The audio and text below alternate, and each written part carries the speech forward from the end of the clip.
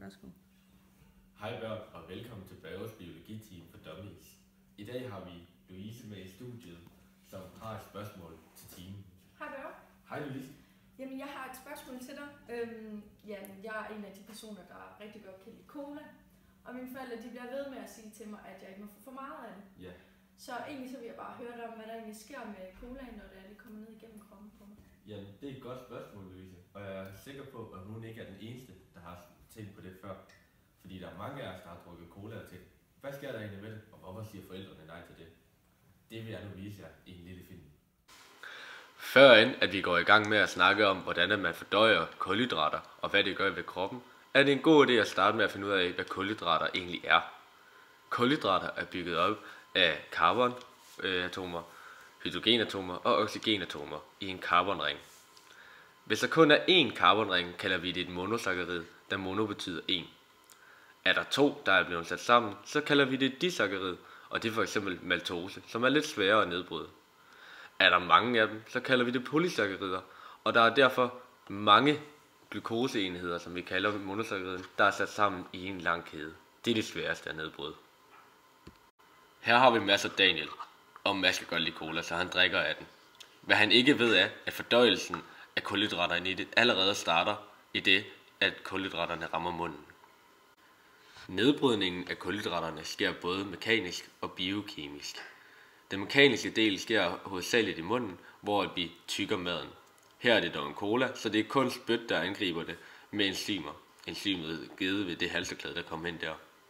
Enzymerne sådan nedbryder ligesom allerede for eksempel stivelsesmolekyler fra starten af i munden, og fordøjelsen er derfor allerede i gang. Det enzym, der nedbryder kulhydraterne i munden, er spytamylase. Spytamylase kommer fra spytkirtlerne, der sidder forskellige steder i munden. Når man har haft det inde i munden lidt tid, alt afhængig af om det er mad eller cola, så har man det med at synke det. Det skal jo ned på en eller anden måde. Hvis man er uheldig, så kan det dog være, at maden rammer luftrøret. Og så er det godt, at man kan hoste op igen, så det kommer ind i det rigtige svalg, nemlig ned i spiserøret. Så ryger det så hele vejen igennem det 25-30 cm lange spiserør og ender nede i maven.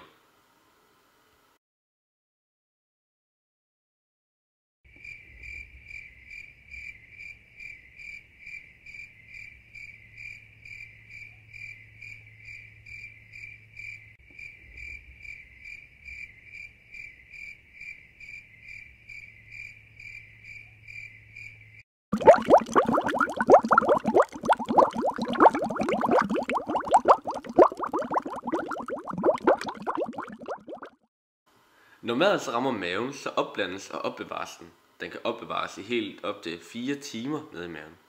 Maven har en meget lav pH-værdi, som sørger for, at alle bakterier bliver dræbt. Skålen viser som en bakterie. Den lave pH-værdi skyldes den saltsyre, der bliver udskilt. Den bliver senere fjernet. Whoops! Lad os lige være enige om, at det ikke er disaccharid. Det er jo cola, så det er kun monosaccarider deri. Vi må hellere lige skille dem af. Når det har været nede i maven, så ryger det ned i tyndtarmen, som dog kan opdeles i 2 afsnit. Først rammer den del af tyndtarmen, der kaldes 12-fingertarmen. I 12-fingertarmen startes den reelle nedbrydelse ved hjælp af enzymer fra bugspytkirtlen.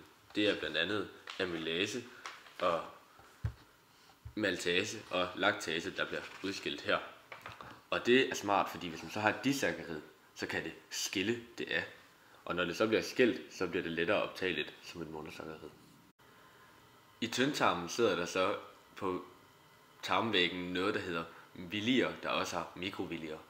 De er smarte, fordi de kan gribe ud efter de enkelte næringsstoffer og tage dem. Og når de så tager dem, så optages de og sendes med blodet rundt som energi. Det er det, der er så smart ved maven. Og nu kommer vi til hele pointen med, hvorfor at Louise ikke skal drikke for meget sodavand. Fordi hvis man drikker for meget sodavand, så optager kroppen også for mange kulhydrater.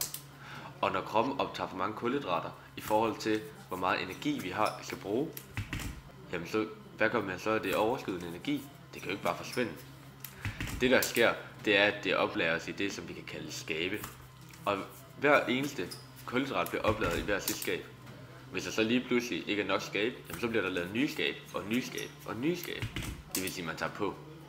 Hvis man så spiser for meget, så ender man med at blive tyk. Og det ved vi jo godt ikke er sundt.